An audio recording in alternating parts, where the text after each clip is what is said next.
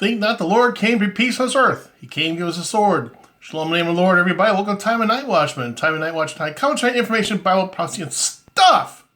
Well, there's another rendition of TOTK. Let us start. You ever notice how pastors and ministers and churchianity types try to guilt you into something? And they use certain scriptures. Well, we're going to address one of those scriptures today and really break it down, what it really means. But first, in light of the subject, I want to quote something from Noah Webster. He says, the Bible must be considered as the great source of all truth by which men are to be guided in government as well as in all social transactions. That's Noah Webster. The very same Noah Webster who feared of a small elite group of people will intentionally change the meaning of words for their own gain. In case you didn't know who those are, Jesus called them lawyers. So we have a lot of lawyers in church today. A lot of lawyers. Changing the meaning and context of words. So this is the one scripture that cracks me up. They always try to use this to guilt you into doing something contrary to what it actually means if you put it in the broad sense of it. So let me use it. It's Hebrews 10:25. It says, and I quote, not forsaking the assembling of ourselves together, as the manner of some is, but exhorting one another, as so much the more as ye see the day approaching. So the key thing is not forsaking the assembling. Not forsaking assembly. So basically, they're guilting you to go to church. Go to church. You got to go to church. Go to church. Go to church. Really? That's what this means? Well, in order to build a house, you got to start from the foundation. So we're going to start at the very beginning of this chapter, which is chapter 10 from Hebrews 10:25. But let me go and look back in retrospect. Let's go back 2,000 years. 2,000 years ago. Back in the day. All right, so chances are born-again believers, Christians, if you will, who have come to the knowledge of Jesus Christ, Yeshua HaMashiach, have three choices. Excuse me. Three places to assemble at. One is the synagogue. The second is the temple. And finally, people's homes. Those are three potential places these people had to gather themselves together. Think about that. Now, there was no 501c3, which basically you're selling your soul to the military and federal government of the world system. There were no buildings with pinnacles or obelisks on it, which they called churches, quote unquote. So they didn't have that. So again, the choice was synagogue, homes, and temples. The temple, I should say. The temple. Of course, that change comes 70 AD because the temple was destroyed, but they didn't alleviate or do away with homes and synagogues. Interesting enough. So, well, Christians wouldn't be found in synagogues. Well, that's exactly where they did show up. Matter of fact, even Paul addresses that issue in the book of Acts. Read, study to show yourself approved. All right, so let's start with Hebrews 10:1. Okay? This is about the assembling, mind you. We're working up to that point. It says, and I quote, for the law, let's stop there. What are we talking about? We're talking about the law, the Ten Commandments, all the other commandments, commonly referred to as Torah, the 613 commandments that people get all bug-eyed about. All right, so it talks about, for the law, and I quote, having a shadow of good things to come, and not the very image of the things, can never, with those sacrifices which they offer year by year, continually make the comers thereunto perfect. All right, so we're talking about the law and commandments pertaining to the sacrifice, obviously, which they continue to do year after year. Now, those of you who are Torah observers and biblical scholars realize, well, wait a minute, when did that happen exactly or specifically? Well, we know from reading the Bible and the Torah that there are 7 feasts of the Lord. And in those 7 feasts, there are 3 mandated holy convocations which people are to appear before the temple itself. For the law. So this is the foreshadow of what's to come. Okay, clearly Jesus fulfilled the law of the sacrifice. But again, we're talking about the law. And it goes on in 10:2. For then would they not have ceased to be offered, because that the worshippers once purged should have had no more conscience of sins. So he's talking about salvation now. Or once you're saved, you know your sins are being dealt with. Okay? Makes perfect sense in light of the things to come. But in those sacrifices, there is a remembrance again made of sins every year. Which would be, if you know anything about the Feast of the Lord, Yom Kippur, the Day of Atonement, is the day in which, about that point, you reflect upon all the quote-unquote sins and lessons you learned that prior year to that point, which is essentially, to this day, is used to reflect, ponder upon, and to ensure your place in the book of life. Again, this is straight out of the Torah, right? But in those circumstances, there is a remembrance again made of sins every year. So that's essentially what this feast is all about. That's just one of the 7. For it is not possible that the blood of bulls and goats should take away sins. Okay? Wherefore, when he cometh into the world, we're talking about Jesus Christ, he saith, sacrifice and offering thou wouldest not, but a body hast thou prepared me. All right, we're talking about the Lamb of God. Hebrews 10:6, in burnt offerings and sacrifices for sin that has had no pleasure. Okay, so clearly we're talking about, again, the Old Testament laws and commandments pertaining to sacrifice and sin. And where is that done at? At the temple. And Hebrews 10:7, then said I, lo, I come, in the volume of the book it is written of me, to do thy will, O God. Hebrews 10:8 says, above when he says, sacrifice and offering and burnt offerings and offering for sin thou wouldest not, neither hast pleasure therein, which are offered by the law. Okay? So essentially say, this is where sacrifices just isn't good enough. Someone has to be the sacrifice. We know the story. 10:10, by which will we are sanctified through the offering of the body of Jesus Christ once and for all. Okay, so there is the body of reconciliation through sin is through the blood and our Master, Jesus Christ, who is our Lord and Savior. Now here's a kicker. 10:11, and every priest, whoa, wait a minute. Okay, again, we're back to the law, Old Testament commandments where people are gathering.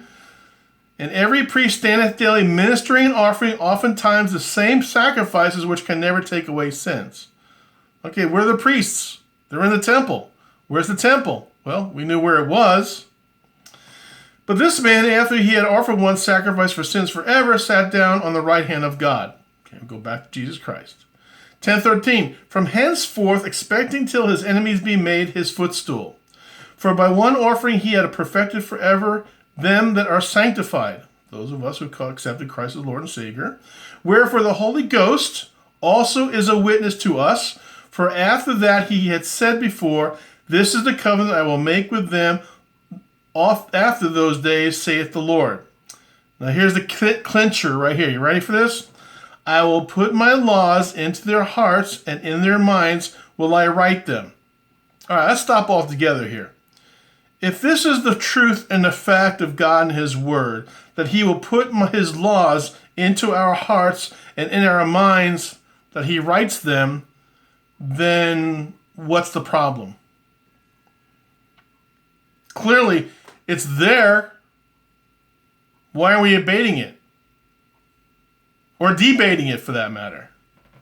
I will put my laws into their hearts, and in their minds will I write them. All right, so we're not just talking a book or Torah anymore. We're not talking about the 10 Commandments, which was written on stone. We're talking about his word, his laws, his commandments that's put in, as we understand, is the Holy Spirit, or in Hebrews, Ruach HaKodesh. All right, so we continue on.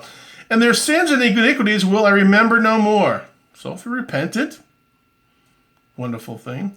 Now where remission of these is, there is no more offering for sin.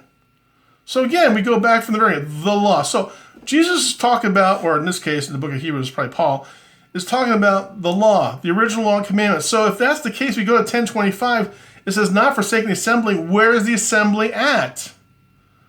I got news for you. It's not at a church.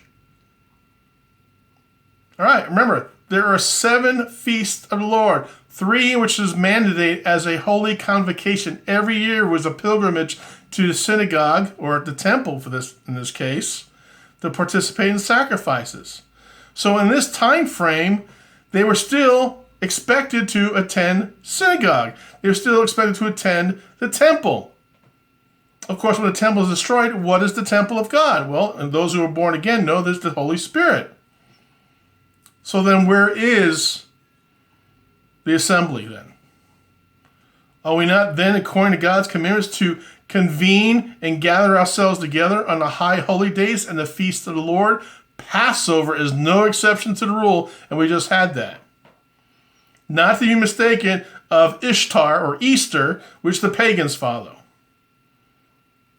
Do you see where this is going now? What is the assembly then? If the assembly is not the temple, which is now destroyed, could assembly be the synagogue? And there's nothing wrong with going to synagogue. Could assembly be homes? It could also be homes. And where I gather ourselves together during the high holy days and feasts. There's your answer. That's the assembling.